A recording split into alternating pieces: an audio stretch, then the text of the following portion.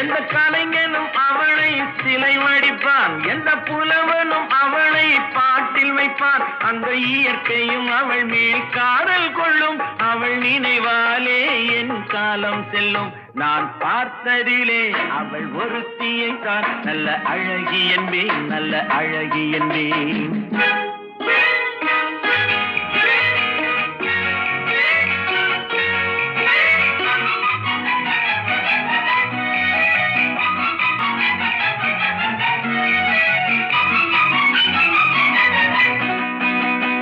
இடையோ இல்லை இருந்தால் முல்லை கொடி போல் மெல்ல வளையும், சின்ன குடை போல் விரியும் இமையும் விழியும் பார்த்தால் ஆசை விளையும்.